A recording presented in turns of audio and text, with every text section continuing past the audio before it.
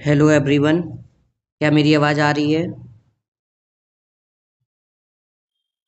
बताइए जल्दी, मेरी आवाज़ आ रही है आप सभी के पास? जी जी बॉस, बॉस। नमस्ते बॉस। नमस्ते। चलो ठीक है, आज अपना चैप्टर नंबर 2 कंप्लीट हो जाएगा। फिर कल से अब मंडे को क्लास होगी, हम चैप्टर नंबर 3 करेंगे। चैप्टर नंबर 2 का जल्दी से एक क्विक रिवीजन ले लेते हैं। बहुत सिंपल छोटा सा चैप्टर है पर बहुत कॉन्सेप्चुअल है और बेसिक है और बेस बनाने वाला है। हमने जो आपको लास्ट क्लास में पढ़ाया था वो बहुत इंपॉर्टेंट 5 पॉइंट हमें याद रखने थे। क्या था? चिकित्सा हम कैसे करेंगे मॉडर्न के, हमें 5 पॉइंट याद रखने हैं, वो भी मैं आपको रिवीजन कराऊंगा। उसके साथ ही एक बार स्टार्टिंग से रिवीजन करा देते हैं। ठीक है, बताओ स्टार्टिंग से रिवीजन करा दूं या फिर लास्ट क्लास जहाँ से हुई थी वहां से? बताओ एक जना कोई जल्दी से। बॉस स्टार्टिंग से। स्टार्टिंग से सर। ठीक है, ठीक वसुंधरा। स्टार्टिंग से करा देते हैं एक बार आप सभी को। देखिए सुनिएगा आप लोग ध्यान से, सब लोग जो लास्ट, ऐसा तो कोई नहीं है। एक चीज़ और ये बता दो, आज किसी की फर्स्ट क्लास है? ऐसा कोई है जो आज पहली बार हमसे जुड़ रहा है? बताइए जल्दी बताइए। ऐसा कोई है जो आज फर्स्ट टाइम फर्स्ट क्लास है? चलो कोई नमस्ते नहीं। बॉस। नमस्ते। हाँ, आप आज आपकी फर्स्ट क्लास है? जी बॉस। चलिए ठीक है, कोई बात नहीं। तो आप इसीलिए पूछा था तो थोड़ा अच्छे से बताता, वरना रिवीजन वाली क्लास में जो पुराने बच्चे हैं उन सबको पता ही है। देखो तो फिर हमने क्या पढ़ा था? चैप्टर नंबर 2 था, जैसा कि एज पर एनसीएसएम सिलेबस हमारा था विष चिकित्सा, मैनेजमेंट ऑफ पॉइजनिंग। तो सबसे पहले उन्होंने हमें दे रखा है कि आप चिकित्सा तो तब करेंगे जब हमें पॉइजनिंग का केस है या नहीं, ये मैं विनिश्चय कर लूंगा, डिसाइड कर लूंगा। और डिसाइड किससे करते हैं हम? डायग्नोसिस से। तो हमने सबसे पहले डायग्नोसिस करना सीखा था। डायग्नोसिस हमें दो जगह करनी थी, इन लिविंग में और इन डेड पर्सन में। सबसे पहले लिविंग में हमें इन 4 पॉइंट से पता करना था। वो कौन से 4 पॉइंट थे? हिस्ट्री टेकन था, सिम्टम्स था, क्लिनिकल एग्जामिनेशन देखते हैं। क्लिनिकल एग्जामिनेशन में भी सबसे पहले जर्नल एग्जामिनेशन देखना था और फिर उसके बाद फिजिकल एग्जामिनेशन हम उसमें देखते थे और फिर लेबोरेटरी फाइंडिंग। हिस्ट्री टेकिंग में आपको सब अपनी कहानी लिख के आनी है कि उसमें हम देखेंगे पेशेंट के जो रिलेटिव है उनसे, अगर पेशेंट कॉन्शियस है तो उससे मुझे पूछना था कि जो सिम्टम आए हैं, वॉमिटिंग हुआ है या फिर डायरिया हो रहा है या एब्डोमिनल पेन हुआ है, वो एक साथ जो आपने पॉइजन खाया था या जो फूड पॉइजनिंग या जो खाना खाया है उसके तुरंत बाद हुआ था या थोड़े टाइम के बाद होने लगा है, ये हिस्ट्री टेकन लेंगे। ऑनसेट ऑफ सिम्टम कैसा था, एक ही पर्सन को वो सिम्टम हुआ है या बाकी घर के और लोगों को, ये सारे हम हिस्ट्री टेकिंग में जो पॉइंट हम जानते हैं बेसिक बेसिक पूछ लेते हैं। फिर दूसरा हमारा आता है सिम्टम्स। मैंने आपको बताया था आगे सिम्टम्स हमें हर एक पॉइजन के लिखने के लिए आएंगे, तो कुछ स्टैंडर्ड और कुछ बेसिक, और जो मैंने एक बेस बनाने के लिए सिम्टम बताए थे वो सभी आपको याद होने चाहिए। सबसे पहले क्या होगा? अगर पॉइजन कोई इंजेक्ट होगा तो पेन इन एब्डोमेन होगा, उसकी वजह से नोजिया होगी, वॉमिटिंग होगा, ड्राउजीनेस आएगी, पाल्पिटेशन होगा, कन्वल्जन होगा। ये कुछ ऐसे पॉइंट है जो आपको हर जगह लिख के ही आने होते हैं। फिर उसके बाद हमने देखा था क्लिनिकल एग्जामिनेशन। क्लिनिकल एग्जामिनेशन में जर्नल एग्जामिनेशन। जर्नल एग्जामिनेशन में सर हमें क्या देखना होता है? जर्नल एग्जामिनेशन में याद करिए आप लोग, हमने सबसे पहले कल ऑर्डर देखा था। हाँ, ऑर्डर कैसा था, मतलब गंध कैसी आ रही थी उस पेशेंट के आसपास, उसके कपड़ों में से, उसके माउथ से। तो अगर केरोसिन के जैसी आती है तो हम पता कर पाते हैं कि मे बी ये ऑर्गेनो फॉस्फोरस मतलब पेस्टिसाइड हर्बिसाइड का इसने सेवन किया है। अगर फिशी स्मेल आती है तो जिंक फॉस्फेट। और मैंने बताया था रोटन एग की आती है, जो वाइवा में पूछा जाता है, रोटन एग किस केस में आती है? H2S की पॉइजनिंग में। फिर हमने टेस्ट की बात की थी। टेस्ट में हमने क्या देखा था कि अगर बिटर टेस्ट है तो धतूरा पॉइजनिंग होती है, सौर है तो ऑक्जेलिक एसिड, और मेटेलिक में हम कॉपर और आयोडीन के लिए देखते हैं। टेम्परेचर देखते हैं कम हो रहा है बॉडी का या बढ़ गया है। हाइपोथर्मिया किस में होगा? एल्कोहल पॉइजनिंग में। और हाइपरथर्मिया किस में होता है? धतूरा में होता है। ठीक है, फिर उसके बाद हम क्या देखते हैं? ओरल मैनिफेस्टेशन कुछ देखते हैं कि अत्यधिक उसकी सलाइवा आ रही है या मुंह बिल्कुल ड्राई हो गया है। मैंने ये आपको ड्राइनेस ऑफ माउथ से धतूरा यहाँ भी याद करवाया है और आगे मैं इसके सिम्टम्स में याद कराऊंगा 9D। Characteristic feature of dhatura poisoning is characterized by 9D, उसमें 9D आता है। वो जब आएगा तब हम आपको याद करा देंगे 9D की, बिल्कुल सिंपल सी ट्रिक है। फिर उसके बाद आता है ओरल मैनिफेस्टेशन में कि अल्सर हुआ है, स्टोमेटाइटिस की प्रॉब्लम है या नहीं, कलर डिस्कलरेशन ऑफ टीथ हुआ है या नहीं, ये सारी चीजें हम देखते थे। फिजिकल एग्जामिनेशन में हम उसका स्टूल देखते हैं, उसकी स्किन का कलर देखते हैं और उसकी टोन देखते हैं, स्किन की अपीयरेंस कैसी है, इलास्टिसिटी कैसी है, इन सब का हम एग्जामिनेशन करते हैं और प्यूपिल देखते हैं। फिर उसके बाद लेबोरेटरी एग्जामिनेशन में हम सब जानेंगे, सीबीसी करेंगे, एलएफटी, केएफटी, सीरम इलेक्ट्रोलाइट, ये सब करते हैं। डेथ पॉइजनिंग का अगर केस है उसकी डायग्नोसिस हम दो तरीके से करते थे, एक पोस्टमार्टम फाइंडिंग से और एक लेबोरेटरी फाइंडिंग में। इधर मैं एक चीज आपको इंपॉर्टेंट मैंने बताई थी कि जो हमारी यहाँ पे लेबोरेटरी इन्वेस्टिगेशन है वो दो तरीके की होती है, एक क्वालिटेटिव इन्वेस्टिगेशन होती है और एक क्वांटिटेटिव इन्वेस्टिगेशन होती है। और हमें ये याद रखना है जो क्वालिटेटिव है उससे हम टाइप ऑफ पॉइजन पता करते थे, और जबकि क्वांटिटेटिव जो पॉइजनिंग होती है उससे हम टाइप ऑफ पॉइजन के साथ साथ कितने क्वांटिटी में पॉइजन का सेवन किया गया है ये भी हम पता कर लेते हैं। तो ये भी एग्जाम में पूछा जा सकता है कि क्वालिटेटिव और क्वांटिटेटिव में क्या डिफरेंस है। फिर इसके बाद ये एक जर्नल आपने डायग्नोसिस बना ली कि हाँ ही और सी जो केस आपके पास आया है वो पॉइजनिंग का ही केस है। फिर उसके बाद हम क्या करते थे उस केस का, अब हमें चिकित्सा करनी होती है। तो आचार्य चरक ने सामान्य चिकित्सा में 24 चिकित्सा के उपक्रम, उपक्रम का मतलब होता है मोड ऑफ ट्रीटमेंट, उसे कैसे डील करेंगे उसके लिए 24 उपक्रम बताए थे। मैंने आप सभी को पहली लाइन याद करवा दी थी, मंत्र, अरिष्ट, उत्कर्तन, निष्पीड़न, चूषण, अग्नि परिसेका, अवगाह, रक्त मोक्षण, वमन, विरेक, उपधानानि। उपधान का क्वेश्चन आ चुका है 1 नंबर में, इसमें किसी भी एक कोई चिकित्सा का अर्थ पूछा जा सकता है।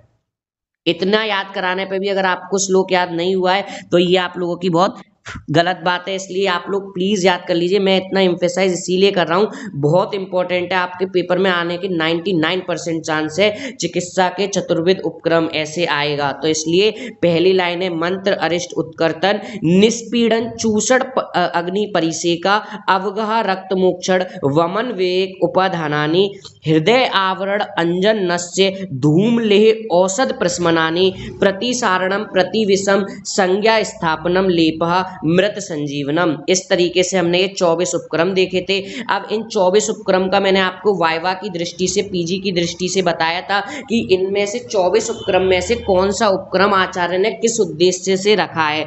जैसे पहले से लेके जो आपके अश्रु के 8 उपक्रम है, मतलब अवगाहन तक के, उसमें क्या करा है, रक्त के संचरण को रोका है, दूषित रक्त को पूरे शरीर में फैलने से रोकने के लिए है। रक्त मोक्षण, वमन और विरेचन किस लिए किए गए हैं, शोधन के उद्देश्य से कि शरीर का हम इससे शोधन करेंगे। और लाक्षणिक चिकित्सा, ये पूछा जाता है कि जो 24 उपक्रम है उसमें से लाक्षणिक सिम्टोमेटिक ट्रीटमेंट किन के थ्रू किया गया है, तो हृदय आवरण, संज्ञा स्थापन और मृत संजीवन।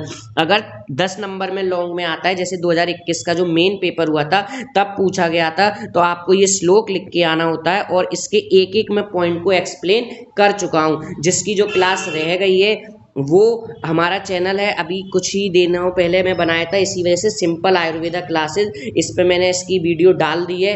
अब ये लास्ट था चैप्टर 1 तक की, अब कोई आगे फर्दर वीडियो यूट्यूब पे अभी कुछ दिन तक नहीं डलेगी, जो रेगुलर है बस उसी को क्लास अटेंड हो पाएगी। तो आप लोग से मैं फिर एक बार कह रहा हूँ, कोई ऐसा है जिसको ये श्लोक याद हो गया हो, सच सच बताओ, ऐसा कोई भी एक सिंगल इंडिविजुअल जिसको ये पूरा श्लोक याद है कोई आप में से ऐसा? जी बॉस। बहुत बढ़िया। चलो फिर ऐसा कोई है जिसको एक लाइन याद हो गई हो, इतनी मेरे पे कोई कृपा करेगा, कोई बताएगा जिसको पहली लाइन याद हो गई है, बताओ जल्दी से। जी बॉस। वेरी गुड, 3 लाइन याद हुई। मंत्र, अरिष्ट, उत्कर्तन, निष्पीड़न, चूषण, परिसेका। बहुत बढ़िया बहुत बढ़िया। देखो ऐसी आप लोग, देखो मैं कितनी बार रिपीट कर रहा हूँ, सिर्फ आप लोगों के लिए है ना, तो आप लोग सुनते ही थोड़ा मन में रिकॉल किया करो। चलो एक और कोई बोल के बताओ जल्दी से, पहली लाइन क्या है, बोलो जल्दी से कोई एक जना। मंत्र, अरिष्ट, उत्कर्तन, निष्पीड़न, चूषण, अग्नि परिसेका, अवगाह, रक्त मोक्षण, वमन। बहुत बढ़िया। अब मुझसे कोई नोट्स के लिए जब भी बोलेगा, पहले मैं उससे ये श्लोक सुनूंगा तब नोट्स भेजूंगा, तुम लोग अब ऐसे याद करोगे, ठीक है अमन? याद कर लेना अच्छे से, और संदीप तुम भी सुनानी है तुम्हें, ठीक है? तभी नोट्स मिलेंगे, ठीक है? मंत्र, अरिष्ट, उत्कर्तन, निष्पीड़न, चूषण, अग्नि परिसेका, अवगह रक्तमोक्षण वमन विरेक उपधानानि हृदय आवरण अंजनस धूम ले औषध प्रशमनानि। गाने की तरह याद करो यार, कितना अच्छा गाना है, हाल याद हो जाएगा। फिर इसके बाद हमने इस सबके सारे पॉइंट पढ़ लिए हैं। मैंने आपको कैसे प्रेजेंट करना है सबके बारे में थोड़ा थोड़ा लिख रखा है, आपको बस इतना ही ध्यान रखना है जितना ये कंटेंट दिया है और यही लिख के आना है। पूरा आंसर आपके 10 नंबर का सफिशिएंट है इतना लिखने के लिए। किसी को इनमें डाउट हो 24 में से किसी भी उपक्रम में तो आप मुझसे पूछ सकते हैं व्हाट्सएप पे कभी भी फोन करके। मोबाइल नंबर आप सभी को पता है, आप सभी ग्रुप में जुड़े हुए हैं, ग्रुप से जुड़े रहिए, सारी डिटेल्स आपको वहीं पे मिलती है। फिर इसके बाद अगला एनसीआईएसएम का पॉइंट था कि general principle of management of poisoning. Sir Ayurveda का मत बता दिया, अब आप हमें मॉडर्न का और बता दो। मॉडर्न के मत के लिए मैंने आपको बस 5 चीजें याद कराई थी, अगर वो 5 चीजें याद हैं तो आपको ये मानिए, यकीन मानिए, आगे चल के आपको इतनी मदद मिलने वाली है। तो कोई मुझे बताएगा क्या है मॉडर्न मेडिसिन का 5 पॉइंट ट्रीटमेंट का? ठीक है, मैं ही बता दे रहा हूँ सर, हम पिछला भूल जाते हैं अगला याद करने के साथ। पहला पॉइंट आपको सबसे पहले मेंटेनेंस और मॉनिटर करना था, ABCD। फिर दूसरा हमारा जो पॉइंट होता है उसमें हमें करना होता है removal of unabsorbed poison. Then उसके बाद फिर हमारा आता है point removal of absorbed poison. और रिमूवल ऑफ एब्जॉर्ब्ड पॉइजन को लिए मैं क्या करूंगा, इंड्यूस्ड कर दूंगा, क्या इंड्यूस्ड कर देंगे डाईयूरेटिक, मतलब यूरिन की फ्रिक्वेंसी को हम बढ़ा देते हैं, ठीक है। और फिर उसके बाद आता है एडमिनिस्ट्रेशन ऑफ एंटीडोट और लास्ट अपना स्टेप आता है सिम्टोमेटिक ट्रीटमेंट। इसका जो चौथा वाला पॉइंट था एडमिनिस्ट्रेशन ऑफ एंटीडोट, इसमें हमें 2 चीजें पढ़नी पड़ती हैं, एक आयुर्वेद का एंटीडोट थोड़ा जानकारी रखनी है और मॉडर्न का एंटीडोट का क्लासिफिकेशन। फिर इसके बाद हमने डेफिनेशन देखी थी, डेफिनेशन में क्या था, एंटीडोट की डेफिनेशन आप सभी जानते हैं। एंटीडोट वो सब्सटेंस होते हैं जिसको हम काउंटरैक्ट करने के लिए या न्यूट्रलाइज करने के लिए, किसको न्यूट्रलाइज, जो पॉइजन गया है उसके इफेक्ट को खत्म करने के लिए, पर इस शर्त पे खत्म करना है कि वो जो पॉइजन को खत्म करने के लिए आप एंटीडोट यूज कर रहे हैं उसका कोई बॉडी में हार्मफुल इफेक्ट ना हो। फिर उसके बाद एक हमने देखा था सबसे पहले क्लासिफिकेशन में फिजिकल एंटीडोट, फिर केमिकल एंटीडोट, और केमिकल एंटीडोट में मैंने आपको याद करवाया था यूनिवर्सल एंटीडोट। ये तो आप लोगों को बताना पड़ेगा, बताओ कोई एक जना जल्दी से, यूनिवर्सल एंटीडोट में कितने घटक द्रव्य थे या कितने सब्सटेंस हमने लिए थे, किसी को याद है? बॉस 3 थे। हाँ, कौन से 3 थे बताओ जल्दी से। बॉस कार्पोल था, मैग्नीशियम ऑक्साइड था और टैनिक एसिड था। वेरी गुड, ये 3 सब्सटेंस थे और किस रेशियो में थे, 2:1:1, याद है ना?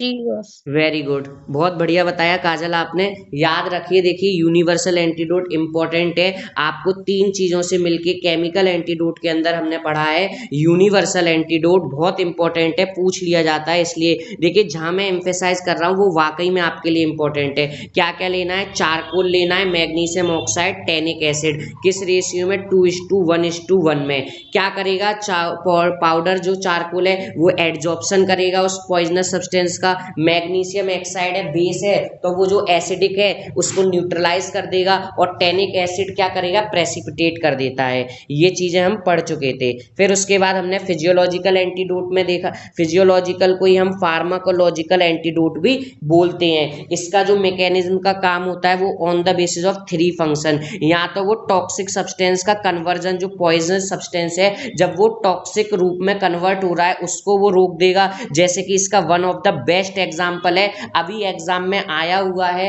आपके जो सीनियर मोस्ट बैच के पेपर हुआ है, बताइए, मैं कई बार आपको भी याद कराया हूं, मिथाइल एल्कोहल का एंटीडोट क्या है, किसी को पता है? Ethanol. Ethanol.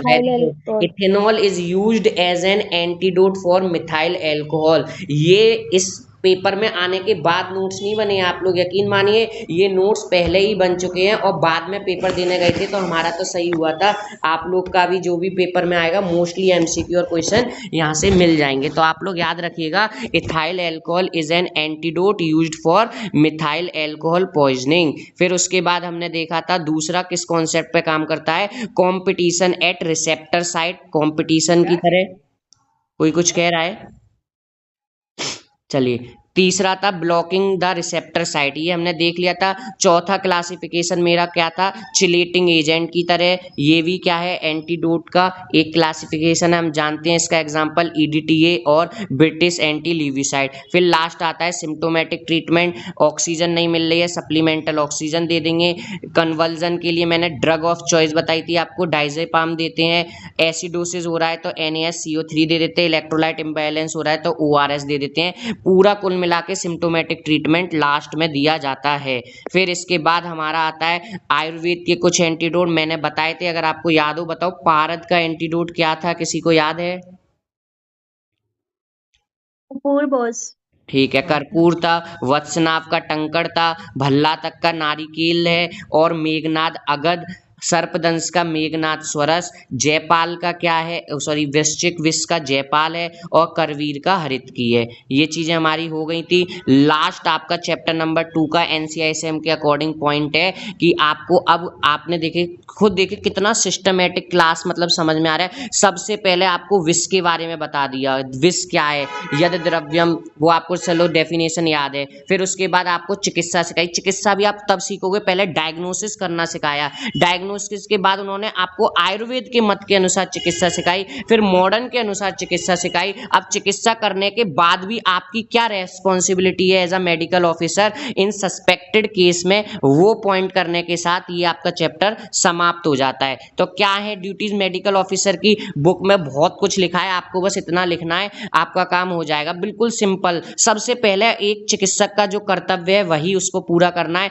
First and foremost duty is to save the life of patient. जो आपके पास पेशेंट आया है उसको आपको कैसे भी बचाना है, सबसे पहली ये ड्यूटी होनी चाहिए। दूसरा क्या है, इन लेस फैसिलिटी, आपके पास ये बहाना नहीं है कि मेरे पास फैसिलिटी कम है, जितनी भी फैसिलिटी है फर्स्ट एड आप प्रोवाइड कराइए। पॉइजन का केस है, अगर आप पे संभल नहीं रहा है तो उसे हायर सेंटर पे रेफर कर दीजिए। तीसरा, अगर कोई लीगल केस आया या purpose to determine the manner of poisoning, मान लीजिए किसी ने किसी उद्देश्य से किसी को पॉइजनिंग का केस है तो सुसाइडल नहीं है, तो आपको क्या करना है, सबसे जरूरी ये वाला पॉइंट है, आपको क्या करना है, अगर कोई सस्पेक्टेड केस है, आपको लग रहा है कि ये एक सस्पेक्टेड केस है, तो आपको उसका एज नोट करके रखना है अच्छे से, उसका सेक्स क्या है, मेल है फीमेल है, ऑक्यूपेशन, उसका address, date of time, identification, कोई मार्क कि उसके बॉडी पे कोई मार्क है, और हिस्ट्री देख लेनी है। दूसरा क्या करना है, केयरफुली ऑब्जर्व करना है। आपको क्या ऑब्जर्व करना है, उस पेशेंट को, उसके सिम्टम्स को रिकॉर्ड करना है, उसने क्या फूड खाया था, क्या हिस्ट्री बताई गई है, क्या कलर में उसके चेंज आए थे, क्या टेस्ट था उसके माउथ का, स्मेल कैसी थी उसके पास से, और फूड और ड्रंक से जो भी उसने पिया था। Consult with the senior practitioner, कभी भी याद रखिएगा पूछने से नहीं शर्माना है। अगर आपसे कोई चीज नहीं आ रही है तो आप अपने सीनियर से जरूर डिस्कस करेंगे। तो ये चीजें हमें क्या करना है, duty of as a medical officer in poisoning की केसेस में। सबसे पहले सेव करनी है लाइफ, दूसरा फर्स्ट एड ट्रीटमेंट देना है, अगर नहीं है तो हायर सेंटर पे भेजना है।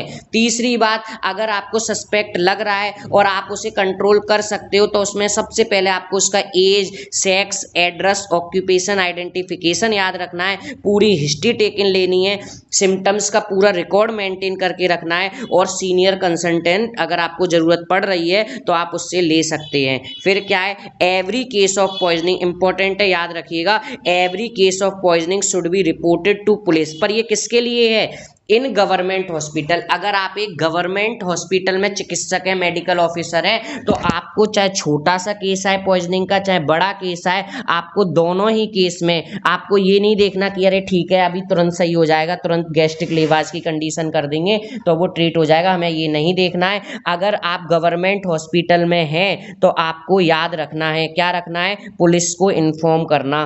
But doctor in private practices में है तो are not under legal obligation, तो उनको जरूरी नहीं है कि वो केस जो आया है वो उनको पुलिस को रिपोर्ट करना है। हाँ, कब इन्फॉर्म करना है, यदि कोई सुसाइडल केस आता है या कोई एक्सीडेंटल पॉइजनिंग का केस आता है तो इस केस में उन्हें पुलिस को बताना है प्राइवेट में। दूसरा, यदि कोई डेथ हो जाती है पेशेंट की तो भी प्राइवेट हॉस्पिटल में अगर आप काम कर रहे हैं तो उस केस में भी पुलिस को इन्फॉर्म करना है। मतलब गवर्नमेंट में है तो हर केस में इन्फॉर्म करना है, प्राइवेट में केवल 2 केस में करना है, यदि डेथ हो गई है और दूसरा आपका यदि एक्सीडेंटल का केस है या कोई सुसाइडल केस है। ठीक है सर। तीसरा क्या है, ऑल कलेक्ट हमें करने एविडेंस, जो भी इन्वेस्टिगेशन में पुलिस ऑफिसर के लिए जो भी उसे काम के लिए जो पुलिस मांगेगी उसे अच्छे से एविडेंस को हमें प्रोवाइड कराना होता है सील्ड मैनर में। और लास्ट डाइन डिक्लेरेशन, जब हम अगर तंत्र का जो दूसरा पार्ट आता है, दूसरा पार्ट हमारा कौन सा आता है, व्यवहार आयुर्वेद, वहाँ हम पढ़ेंगे डिटेल में डाइन डिक्लेरेशन क्या होता है। तो बस डाइन डिक्लेरेशन अभी आप ये समझिए, जब कोई मृत्यु को प्राप्त होने वाला व्यक्ति होता है तो उसके जो बयान लिए जाते हैं, क्योंकि हम कहते हैं जानते हैं कि मरते वक्त कोई व्यक्ति झूठ नहीं बोलता है, तो इन सीरियस कंडीशन में आपको क्या करना है, डॉक्टर को डाइन डिक्लेरेशन ले लेना है, उससे जो भी उसकी बात है या आपके जो केस है सस्पेक्टेड उसके अकॉर्डिंग पूछताछ करके उसके बयान को रिकॉर्ड कर लेना है। और लास्ट उसके जो भी आपके पास केस आए हैं आइदर इन गवर्नमेंट हॉस्पिटल और इन प्राइवेट में आप हैं, तो आपको प्रिजर्व करके रखना है वो सारे केसेस के रिकॉर्ड को